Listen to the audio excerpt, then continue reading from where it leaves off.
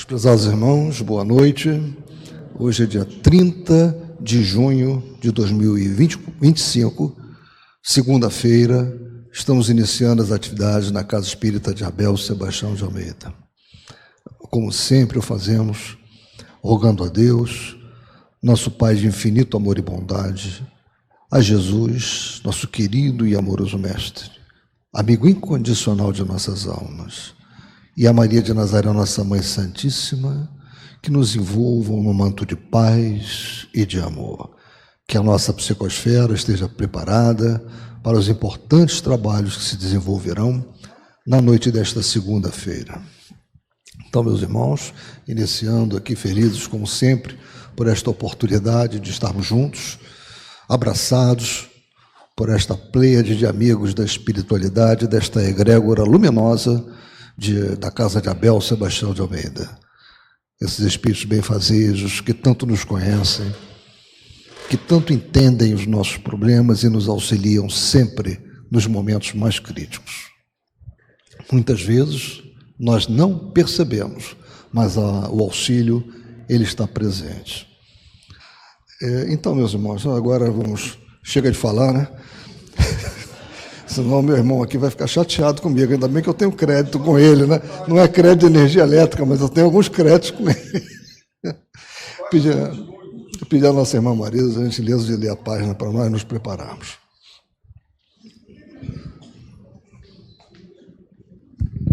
Boa noite.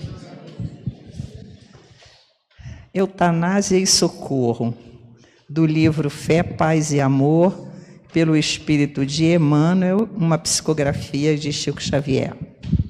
A eutanásia, ainda mesmo quando praticada em nome do amor, será sempre deplorável intromissão da ciência humana nos processos instituídos pela sabedoria divina em favor da recuperação ou do aprimoramento da alma. Que dizer do artista que, nas vésperas do término da obra-prima, aniquilasse a peça inacabada, a pretexto de compaixão pelo mármore ferido? Como interpretar um lavrador que destruísse a árvore benfeitora, pronta a mitigar-lhe a fome, sob a alegação de que o tronco se desenvolveu tortuosamente em desacordo com a elegância dos demais exemplares da espécie? A existência na carne é recurso da providência divina a benefício de nosso reajuste à frente das leis eternas. Muitas vezes o câncer é o meio de expungir as trevas que povoam o coração, impedindo-lhe maior entendimento da vida. Em muitas ocasiões, a cegueira irremediável é a restauração da consciência embotada de ontem para o amanhã que lhe sorrirá repleto de luz. Frequentemente, a lepra do corpo é medicação redentora da alma faminta da paz e reequilíbrio que apenas conseguirá em se banhando na fonte lustral do sofrimento. A paralisia e a loucura, o pênfigo e a tuberculose, a idiotia e a mutilação, quase sempre funcionam por abençoado corretivo em socorro do espírito que a culpa ensandeceu ou ensombrou na provação expiatória. Assim sendo, passemos amando e auxiliando aos que nos cercam na estrada que fomos chamados a percorrer. Respeitemos a dor como instrutora das almas e, sem vacilações ou indagações descabidas, amparemos quantos lhes experimentam a presença constrangedora e educativa. Auxiliemos sem perguntar pelos méritos daqueles que se constituirão tutelados de nosso devotamento e carinho, de vez que a todos nós, espíritos endividados e em processo de purificação diante da lei, compete tão somente o dever de servir, porquanto a justiça, em última instância, pertence a Deus, que distribui conosco o alívio e a aflição, a saúde e a enfermidade, a vida e a morte, no momento oportuno. Um belo texto, né? Para a gente parar de dizer por que eu, né? Isso aí. Bom estudo para nós.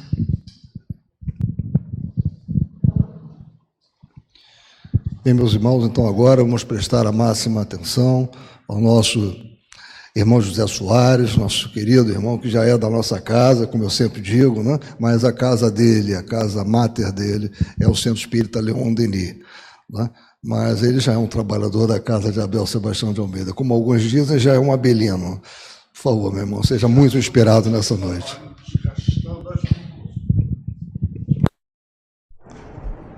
Valeu, querido. Obrigado pelo carinho de sempre. Opa.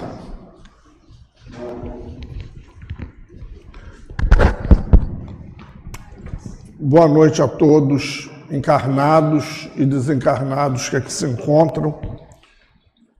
Que as nossas primeiras palavras sejam sempre um preito de gratidão a Deus, a Jesus, a essa tão amada doutrina espírita que nos reúne esta noite em torno do Evangelho do Senhor Jesus. A nossa saudação a todos os companheiros aqui presentes na casa, aos internautas e de uma forma muito particular e especial a direção espiritual da casa, responsável por todo esse projeto. E antes da nossa chegada, eles aqui reunidos prepararam este ambiente tão acolhedor, este ambiente de cura, de meditação, de ensinamentos variados para os nossos espíritos imortais. Estamos estudando o capítulo 5 do Evangelho segundo o Espiritismo, o mais longo de todos, ele tem 31 itens. Bem-aventurados os aflitos. Esse capítulo, ele é a cara de cada um de nós, moradores do planeta Terra, passageiros de terceira classe evolutiva, lá na escala espírita de O Livro dos Espíritos. Emmanuel, no auge da sua sabedoria, ele já preparou todo o estudo nessa página tão comovente, tão profunda e tão rica. Nós estamos estudando doutrina espírita numa casa espírita séria. Então, nós não podemos ser coniventes com determinados movimentos da ciência, e a eutanásia é um deles, porque nós temos a certeza do espírito imortal. Nós nos comunicamos com os espíritos, nós ouvimos os relatos de dor, muitas vezes somos nós quem damos voz a almas sofridas, atormentadas, culpadas, doentes. E se a cura é o projeto pessoal e principal do espírito, como é que esse processo de cura vai ser interrompido antes do seu final? Porque as bases da doutrina espírita são Deus acima de tudo, o Pai, o Criador, o Gestor. A pré-existência e a sobrevivência da alma. A comunicabilidade dos espíritos. A pluralidade dos mundos habitados e a reencarnação, que as demais religiões cristãs têm horror. E nós, espíritas, estamos muito felizes com essa notícia que nós estamos ajudando a divulgar, porque é ela que está nos trazendo a força e a coragem para nós enfrentarmos as dores que tanto nos atormentam e que muitas delas não têm remédio na farmácia. Então, sendo assim, a casa espírita, o movimento espírita, ele não pode ser conivente com aborto, com eutanásia, com suicídio, com essas expressões de interrupção da vida que são extremamente nocivas ao espírito.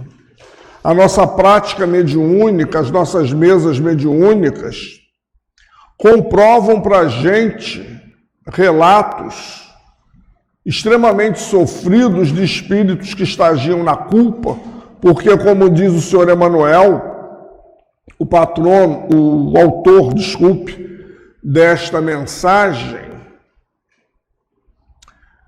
a eutanásia, ainda mesmo quando praticada em nome do amor, será sempre deplorável intromissão da ciência humana nos processos instituídos pela sabedoria divina, em favor da recuperação ou do aprimoramento da alma.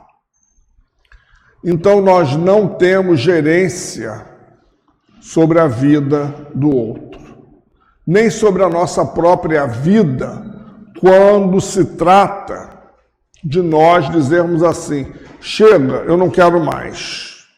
A partir de agora, eu não quero mais existir. Então, não entendeu nada do que estudou na doutrina espírita. Sou um espírito imortal, sobrevivo à morte, o povo irá às cerimônias de sepultamento ou cremação do meu corpo e sairão de lá com a certeza de que eu estou vivo. E sairão de lá com a certeza que um dia será cada um de nós que vai estar deitado ali naquela esquife, um corpo morto, sem vida, mas um espírito imortal, senhor das suas ideias, autor dos seus disparates e desenganos. Ele continuará vivo, porque a noite do túmulo será precedida por um longo amanhecer de um sol da verdade que chamará todo e qualquer espírito à razão e dirá a eles: você continua vivo, você não morreu. A gente faz isso toda semana nas experiências da prática mediúnica.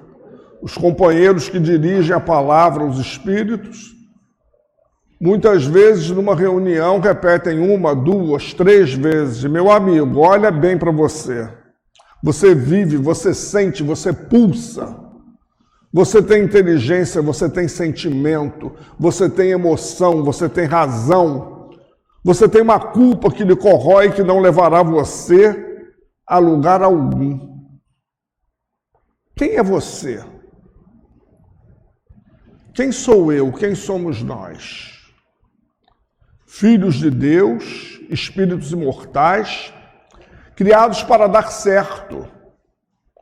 Não está dando certo ou não deu certo até aqui, por culpa das escolhas falsas e equivocadas feitas por cada um de nós. Querer sair pela porta dos fundos, pelas portas falsas do suicídio, da eutanásia, não levará a lugar algum. Muito pelo contrário. Levará a uma situação de dor que vai levar muito tempo para ser curado. A magistral médium Ivone do Amaral Pereira, na sua obra Memórias de um Suicida, obra para forte, porque muito espírita declina diante dela, passa o 1º e o 2º capítulo, começa no 3º, que amortiza, e não lê à noite na hora de dormir. Então ela vai ao Vale dos Réprobos. Lá estão todos aqueles espíritos que desistiram de viver no corpo físico. E a experiência, a gente não precisa narrar aqui, é da pior espécie possível, porque é a maior de todas as infrações à lei de Deus, que é de justiça, amor e caridade. Nós estamos analisando duas perguntas que o senhor Allan Kardec faz aos espíritos.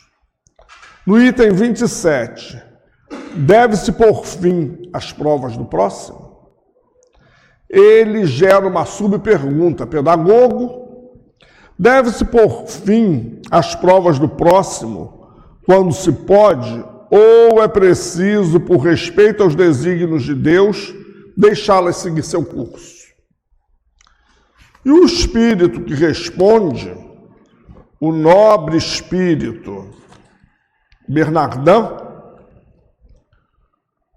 ele responde isso que o senhor Emmanuel nos falou, até porque os grandes espíritos, eles têm a mesma linha de pensamento. Eles trocam palavras, usam sinônimos, alguns são lacônicos, outros são mais expansivos, mas todos dizem a mesma coisa. E no item 28, o senhor Allan Kardec faz outra pergunta. Esse final é ótimo, 28, 29, 30, 31.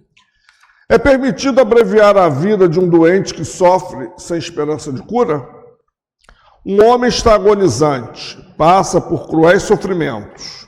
Sabe-se que seu estado é desesperador. É permitido diminuir alguns instantes da agonia, abreviando o seu fim? As respostas são não, não, não, não, não, não, não sempre. Todo aquele processo é necessário ao espírito. Muitas vezes até ele tem tanta dificuldade de deixar o seu corpo, de se libertar, que ele posterga aquele estado. Ou ele sofre um processo obsessivo, como Fernando, lá no livro Os Mensageiros. André Luiz chega com a comitiva para levar Fernando, o seu espírito obsessor, cobrador, para diante da janela e diz: como é que é, Fernando? Vem ou não vem? É com a gente que tem que vir. E ele vai se esconder aonde? No corpo. E o espírito diz: ah lá, a culpa, a tormenta, ele prefere esse corpo que não oferece mais nenhuma condição. Muitas vezes a gente é chamado para o serviço de visita fraterna aos lares, e se não fosse a visão espírita, a gente diria assim: vai dar passe nessa criatura para quê? Seria o caso de perguntar: por que os CTIs existem? Porque Deus permitiu ao homem estudar a medicina. Hoje, com os avanços, temos até a medicina paliativa. Por quê? Então, muitas vezes a gente vai aplicar o passe não para restaurar um corpo que biologicamente está destruído e sem chance de sobrevivência diagnosticado pela medicina. A gente vai para ajudar o espírito a se desprender.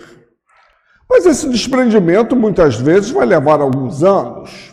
Uma simpática senhora num bairro da zona norte do Rio, em que nós começamos a visitá-la, nos recebeu com muito mau humor, isso lá pelos anos de 2001, e disse assim: a minha neta se bandeou para o lado de vocês.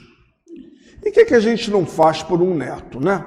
Eu fiz todas as vontades dela a vida inteira. Agora ela me impôs. O pessoal do Leon Denis vem aqui dar passe. Eu sou obrigada a receber vocês. Em vista disso, comecem aí a fazer o que vocês têm que fazer, porque a minha neta disse: vovó, eles são muito simpáticos, muito lindos, e eles virão de 15 em 15 dias. Estou aqui à disposição dos senhores. Pois bem, o tempo foi passando e ela nos recebia sempre com aquela frieza e aquela indiferença.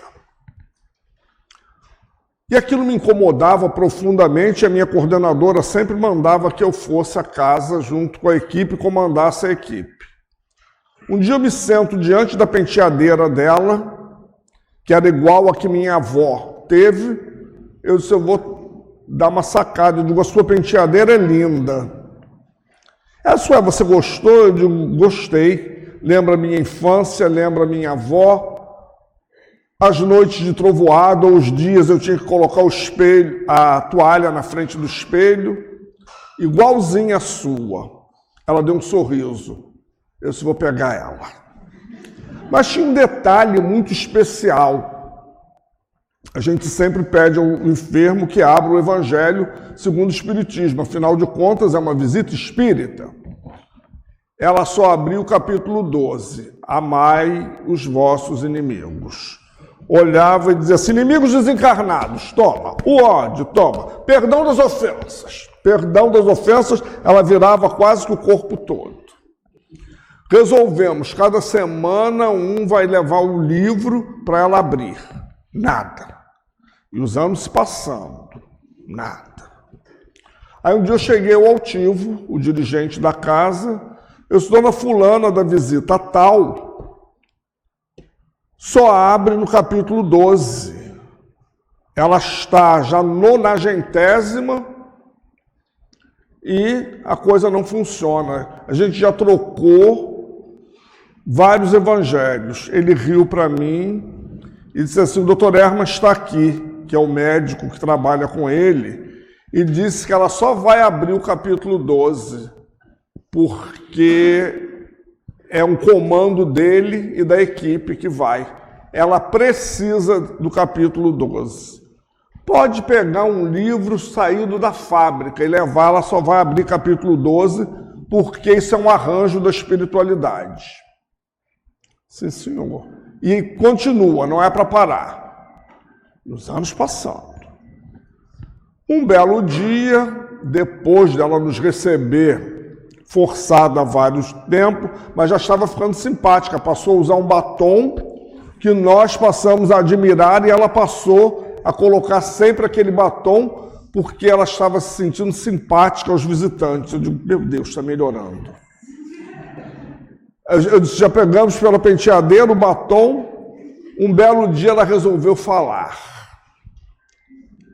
Ela falou tudo que eu esperava ouvir, que eu já vinha dando corda nela há um tempão, e ela disse assim para mim, quando a gente morre, vocês têm o hábito de ir lá fazer a prece. Eu digo, perfeitamente, nós encerramos o trabalho, vai um representante da casa fazer a prece. Pois bem, no dia que eu morrer, não faça só a prece, acompanhe o sepultamento.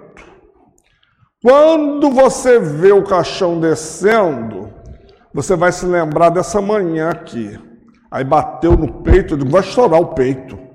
Uns 90 batendo com aquela força.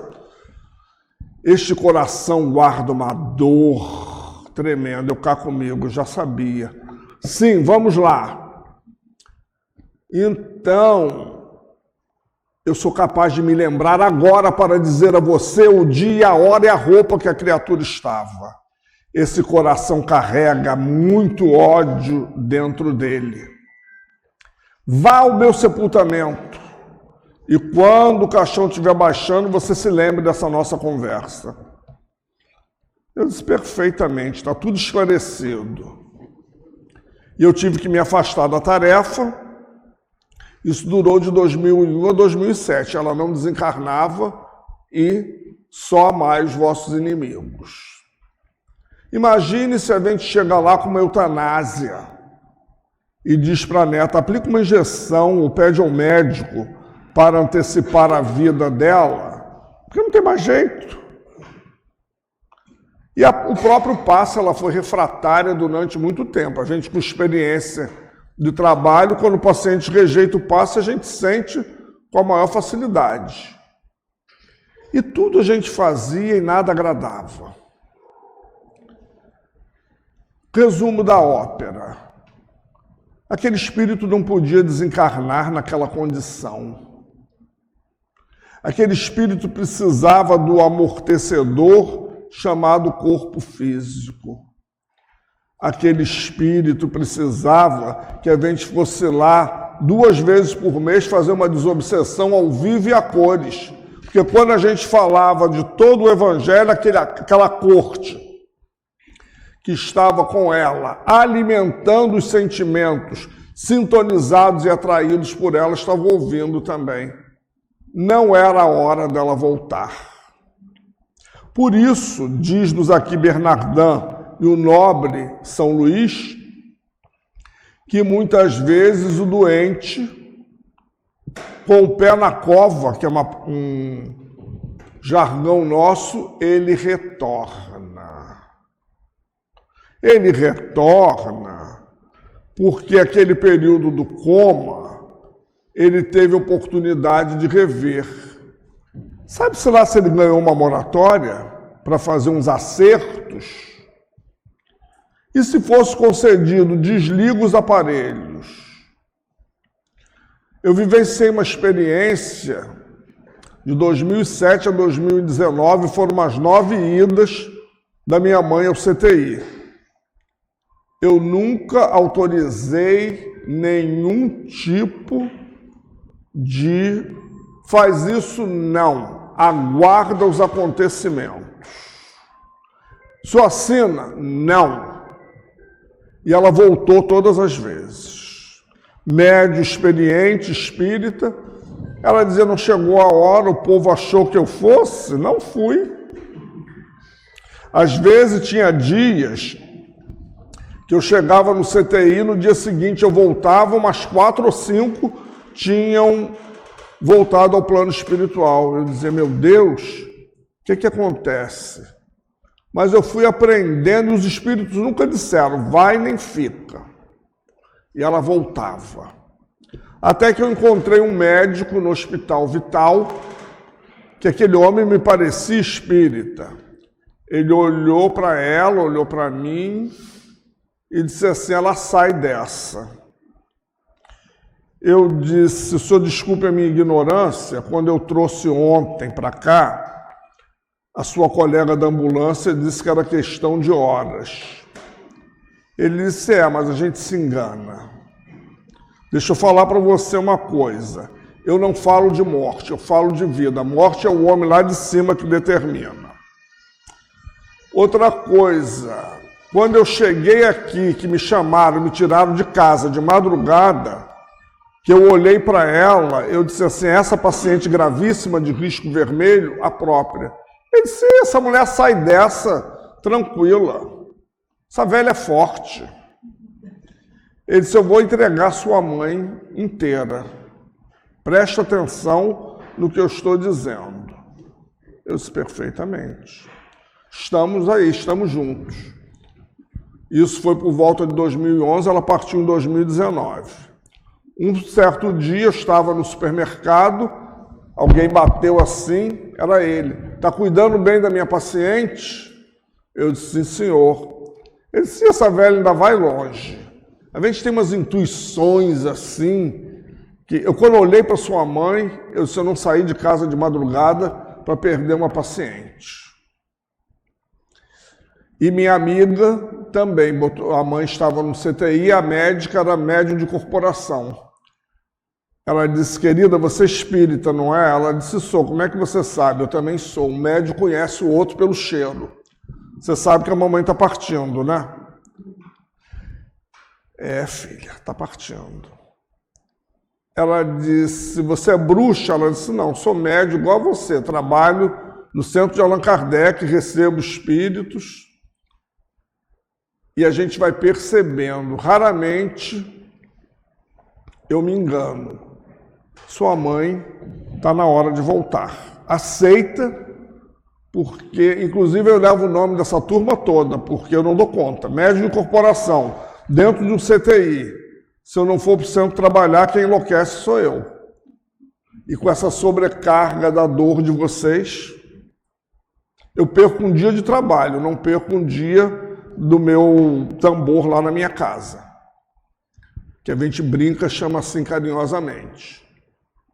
Então, a gente não tem direito sobre a vida de ninguém. Nós vivemos num planeta de provas ou expiação.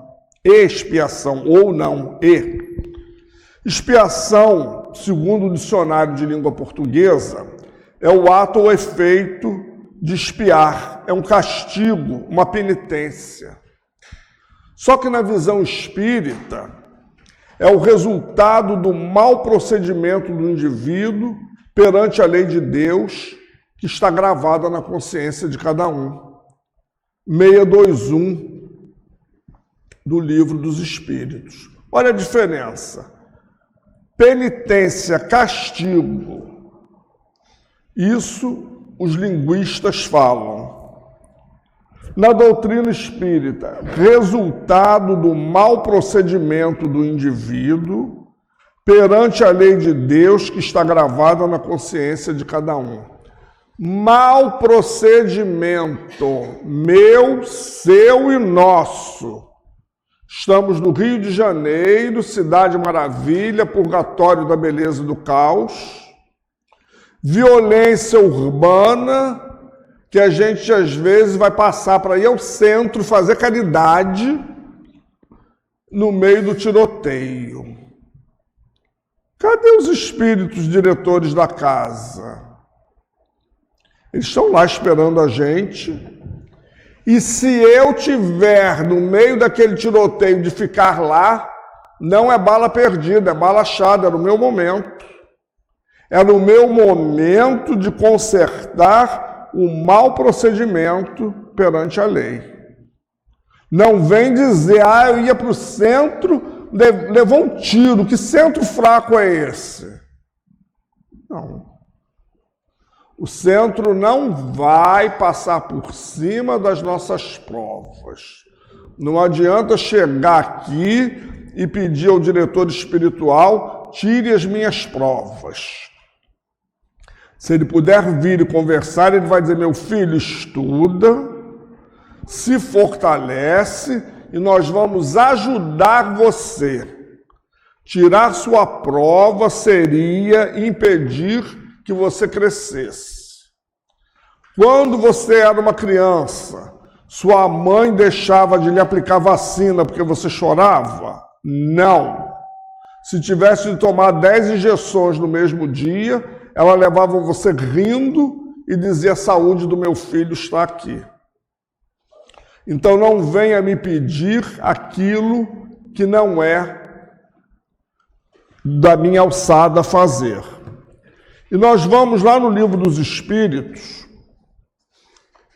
na questão 1009 do Livro dos Espíritos, quando Paulo de Tarso pergunta, quem é o culpado? É aquele que por um desvio, um falso movimento da alma, afasta-se do objetivo da criação. Olha o resultado do mau procedimento, que consiste no culto harmonioso do belo, do bem, idealizados pelo arquétipo humano, pelo homem-deus, por Jesus Cristo. Eu me afastei, eu descumpri uma linha do contrato. Caio na malha fina da expiação. Enquanto eu não me quitar, eu vou ficar na malha fina no SPC espiritual. E muitas vezes vou ter que reencarnar 1, 2, 10 vezes com aquela mesma família. Com aquela mãe maravilhosa, com aquele pai desastrado, com aqueles filhos que eu chego na casa espírita e pergunto, quem são esses espíritos? Os senhores podem me responder? Eles preferem nem responder, porque se responder, a gente infarta ali no meio da escadaria. Vai, meu filho, continua com ele. Hoje eu recebi uma página do Odilon Fernandes, eu tenho a tela aqui, eu não vou passar a noite sem dormir, sem dividir com vocês. Essa página chegou por acaso, entre aspas, as minhas mãos, e não é essa. Mas eu coloquei aqui, que é para minha coleção de estudos. A finalidade da comunicação. Então, ele vai dizendo assim: a reencarnação é, portanto, indispensável ao progresso dos espíritos. Em contato com a matéria densa é que lhes se desenvolvem as potencialidades latentes, porque o corpo está para o espírito, como a terra está para a semente. Mais adiante, ele diz assim: trabalhar por um mundo melhor hoje é criar condições mais favoráveis para o nosso retorno ao berço amanhã. Assim é que um espírito pode vir a ser avô de si mesmo, sendo filho do seu próprio filho, e conforme a orientação que tiver dado à família, assim será orientado. Muitos espíritos trabalham anos e anos, reaproximando desafetos a quem devem auxiliar na reconciliação, renascendo no meio deles. O Senhor Emmanuel diz que a maior e a melhor desobsessão chama-se reencarnação em família. É a melhor de todas, é a infalível. E a literatura espírita mostra isso, traz o espírito à mesa mediúnica, orienta. Ele não se modifica, a gente também não. Vamos colocá-lo juntos? Quando eles fazem isso, eles estão dizendo: agora é com vocês, a gente já fez a nossa parte. Não funcionou. Sinal que vocês se buscam, vocês se gostam. Porque a questão da sintonia, ela é algo muito sério. Quando eu estabeleço uma sintonia, ela pode ser benfazeja ou ela pode ser destrutiva. Todos os campos de atuação têm espíritos que gostam daquele tipo de situação. Uma clínica que pratica eutanásia, médicos, enfermeiros, profissionais, estão todos envolvidos numa onda de irresponsabilidade e muitas vezes num processo de obsessão coletiva. Porque o próprio espírito que assinou a eutanásia, ele volta depois muitas vezes para perturbar. As clínicas de aborto, médium não gosta nem de passar na esquina da rua que diz que ali tem uma clínica, que a gente já se arrepia. Se for médium de corporação, então a gente diz: o que é que tem de errado nesse lugar? Que até o cheiro é ruim. Pois é. Então, nós vamos atrair para nós quem? Fulano é uma pessoa muito boa, mas tem umas práticas aí meio estranhas. Coitadinho, é obsidiado. Coitadinho não.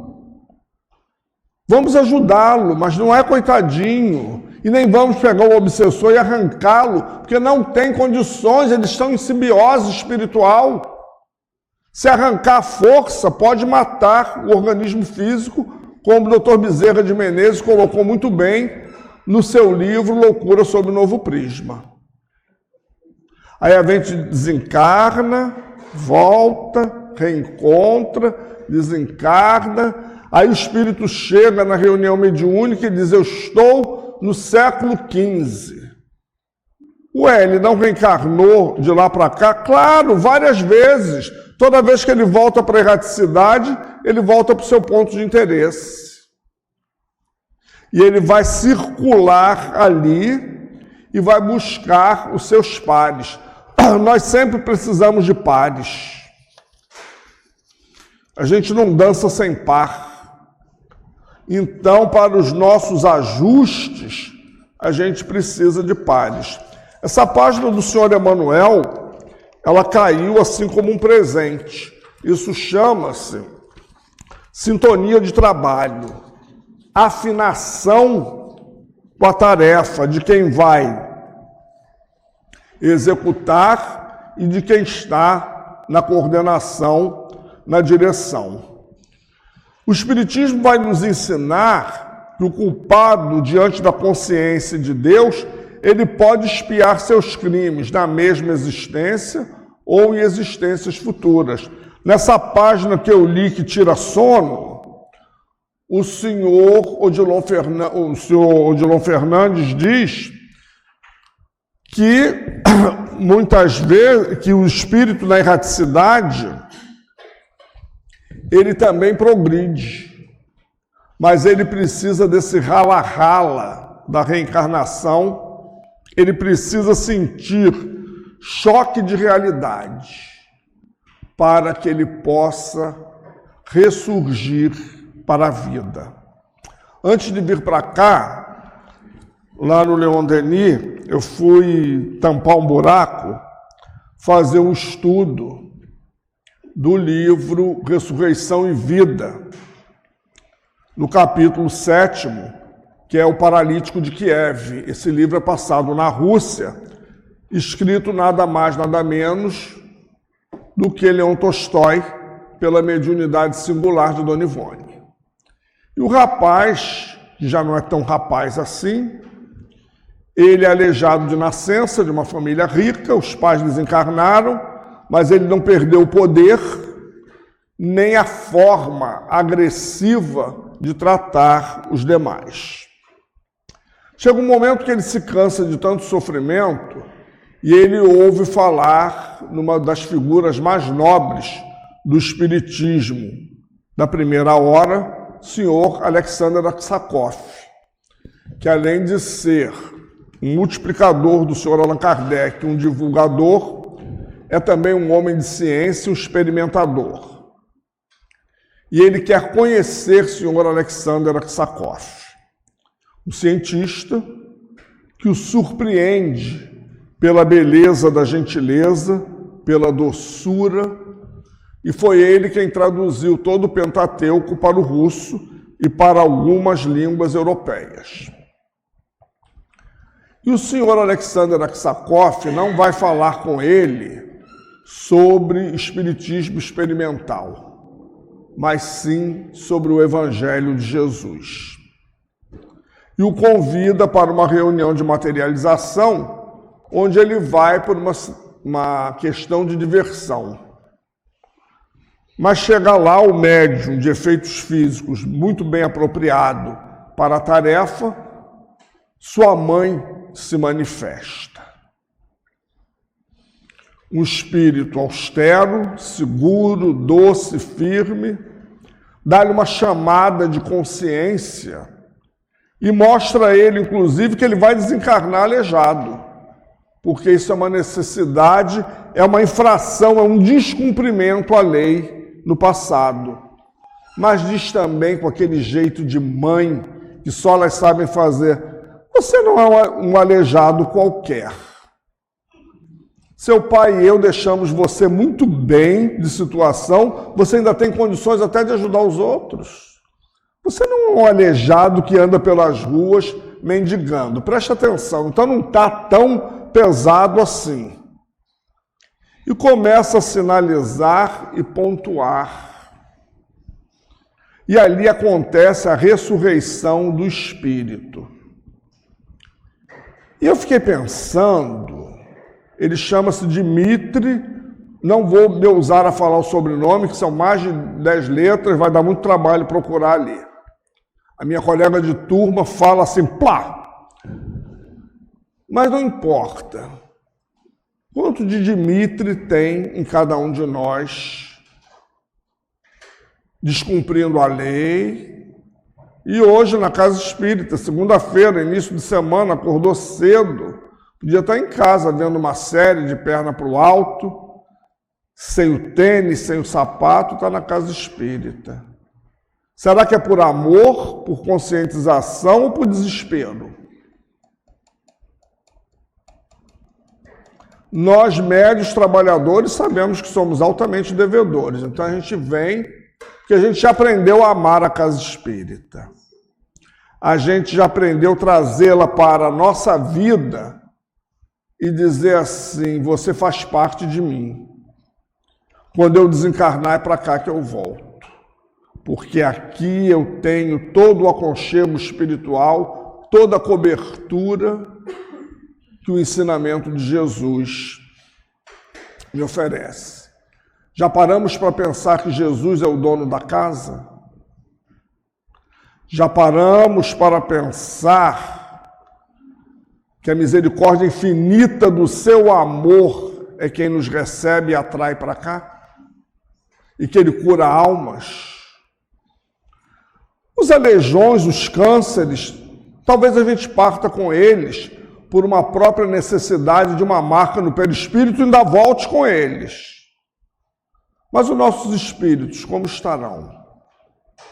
Nós estamos recebendo informações de alto porte para que nós possamos olhar a vida de uma outra forma. Altivo querido, amigo desta casa, dizia para a gente que quando a gente vai estudar codificação, especialmente o livro dos Espíritos, a gente coloca um óculos que não tem nas óticas e que faz a gente enxergar o mundo em terceira dimensão.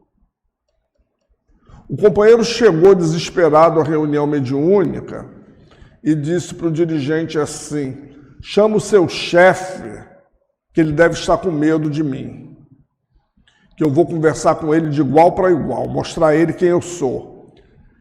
Ele disse: o nosso chefe, o dono da casa, é Jesus. Claro que ele deu uma gargalhada. Esse Jesus não vai vir conversar comigo, nem eu vou me intimidar diante dele, aviso. Mas ele sentiu uma vibração que ele foi tocado naquele momento. Ele debochou, ele escarneceu, mas ele sentiu com quem ele estava falando. A força do nome. Ele disse: não, o chefe não vem, ele não perde tempo. O chefe é o dono da casa, Jesus. Ele que abriu as portas para eu entrar e para você também. Ele tomou um choque de realidade na hora, não precisou muita coisa. Embora ele continuasse escarnecendo e debochando, talvez até por uma questão de defesa, ele viu com quem ele estava falando. Então, o nosso diretor é Jesus. Ele em nenhum momento vai nos deixar a sós, mas em nenhum momento ele vai tirar 1% da carga que nos cabe carregar em benefício dos nossos espíritos. Então, voltando,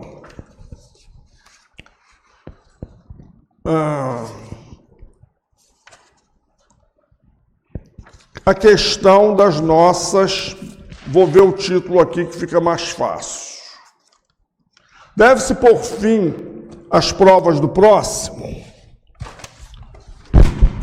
Meu Deus, acho que o expositor está obsidiado.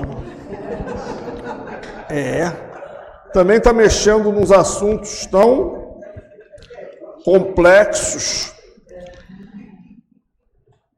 Então, deve-se pôr fim à vida do próximo?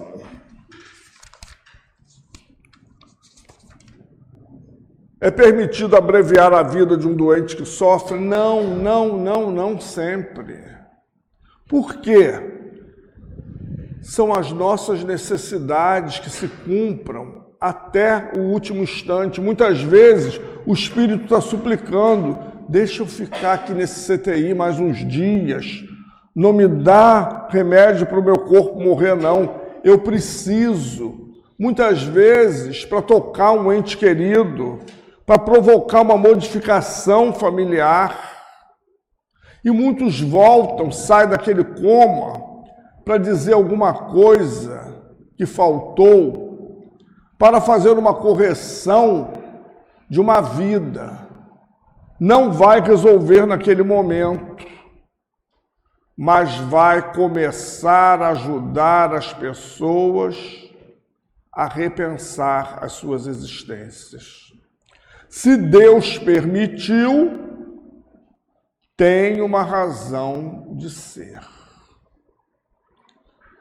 Eu me lembro de um caso de uma moratória que uma amiga muito querida teve, o filho havia desencarnado, jovem, meu amigo de infância, o filho e a filha, num acidente aqui na Teodoro da Silva, e a irmã ficou em desespero.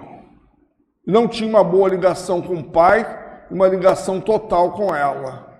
Ela teve a moratória, e os espíritos disseram para a gente, lá no centro, Miguel, e para ela, não dava para você partir agora. Sua filha está muito desestruturada mental e emocionalmente, ela precisa de você. Você, então, vai ficar mais um tempo. Não é muito tempo, e não foi. Uns 2 anos. Mas você vai ficar porque ela precisa de colo de mãe. Os 2 grandes amores, muito seguido, ela não vai dar conta e ela tem 2 filhos para criar. Então a gente vê a misericórdia de Deus, a gente vê a bondade de Deus. Nós não podemos querer brincar de ser Deus, até porque nós não somos. O máximo que a gente somos co-criadores. As provas precisam seguir seu curso e ninguém tem o direito de aumentar, porque o espírita, isso está no item 27, às vezes assim, é preciso que ele sofra para poder expiar. Sofre você.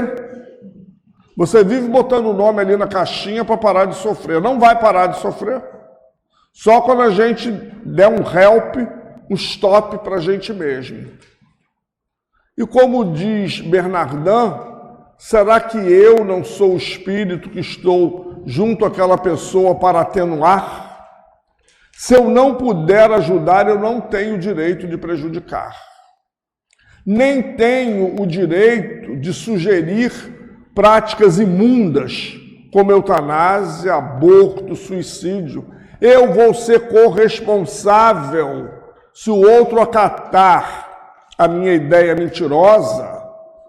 Ele pode, inclusive, virar um obsessor, quanto mais, que vai levar muito tempo para a gente se dissociar.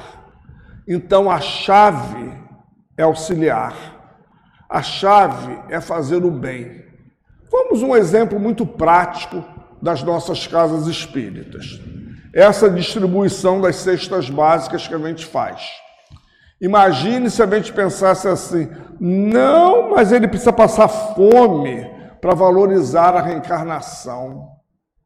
Isso aí é um auxílio que Deus está dando a ele para ele crescer.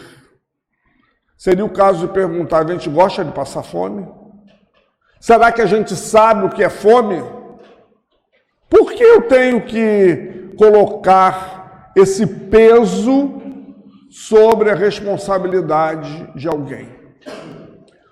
Uma expositora famosa do movimento espírita, não vou citar o nome, do estado de São Paulo, ela foi ao Leon Denis e contou que foi a uma casa espírita lá em São Paulo, numa tarde, fazer o estudo, e quem estava na direção da mesa, a presidente da casa. Ela terminou o estudo, as pessoas solidárias vêm abraçar aquela coisa toda. Chegou uma companheira e disse para a presidente do centro, eu preciso falar com você. Eu não estou aguentando mais, não estou suportando mais meu marido com tanta violência, com tanta agressão física, eu não vou suportar. Ela disse, minha filha, você deveria dar graças a Deus, esse homem é o seu instrumento de correção. Ela disse, gente, eu não vacilei, peguei minha bolsa, virei-me para ela e disse assim, fica com esse marido para você. Virei as costas e saí. Ela disse, gente, como é que numa casa espírita, o presidente da casa diz para uma criatura que esse marido é uma bênção na vida dela? os valores são meio alterados, né? Elas não vou dizer o bairro, não vou dizer o centro, não vou dizer nada, mas eu saí, eu digo aqui não volto mais. Porque isso é proliferação da violência. O mínimo que se poderia fazer, aguarda um pouquinho que a gente vai conversar. A sós. Ainda mais de mulher para mulher, se fosse uma mulher com um homem, chamaria uma outra mulher, vamos fazer aqui um atendimento fraterno. Deixa esvaziar o centro. Agora, você incentivar que o outro apanhe, vai para o lugar dele, leva o marido para você. Quero ver se você vai continuar espírita com o evangelho nas mãos. Isso aí sou eu já, com o meu lado feio, que eu pensei na hora. Quero ver se você vai continuar com o evangelho divulgando o ensinamento de Jesus. Mulheres, apanhem de seus maridos, porque isso é um meio de crescer. Ninguém cresce revoltado, ninguém cresce acuado, maltratado. Por isso os obsessores vêm na mesa mediúnica, porque eles sofreram dores físicas, morais, muitas vezes constrangimentos morais, não levaram um beliscão, mas sofreram humilhações, desrespeito, e hoje são essas feras feridas que o amor de Jesus está resgatando. Diz para ele, meu irmão, foi Deus que quis isso. Você perde o trabalho na hora. Ele vai embora, mais revoltado ainda. E ele vai dizer que as casas do Cristo são perversas. Então, para concluir, já está o relógio ali dizendo, cala a boca, chega. Nós não temos o direito de pôr fim à prova de ninguém. Mas se a gente não puder ajudar, não vamos atrapalhar. Se a gente não puder tirar uma pedra, não vamos colocar uma bolinha de gude para aumentar o peso. Façamos uma oração, vibremos e vamos auxiliar. As guerras aí do mundo. A gente não vai sair das nossas casas e muitas vezes nem condições financeiras tem para ir até lá. Fazer o que lá? A gente não é autoridade cívica, política. Vai fazer o que? A não ser que vá um grupo de médicos sem fronteira, coisas desse tipo. Mas eu posso diariamente vibrar pela paz do planeta. Eu posso mandar vibrações para auxiliar a esses espíritos serem resgatados. Eu posso pedir a Jesus que fortaleça o anjo guardião de cada um deles para que eles possam dar conta ou da prova, ou da expiação, ou do tormento voluntário. Isso aí é problema de cada um com a lei. Por isso Jesus disse, não julgueis para não ser julgados. Que Ele nos abençoe, nos envolva, e toda vez que a gente botar o pé do portão para dentro, a gente possa dizer, Jesus é o dono da casa. Jesus está me recebendo de coração aberto. O que é que eu vou oferecer a Jesus hoje? Na evangelização infantil, a gente canta uma música para as crianças, e elas cantam, não sou mais da evangelização. Jesus está passando por aqui. E a criança, lindamente, gosta de ouvir aquilo e sente algo diferenciado. Jesus está mandando os seus prepostos. Ele está passando por aqui nesse momento.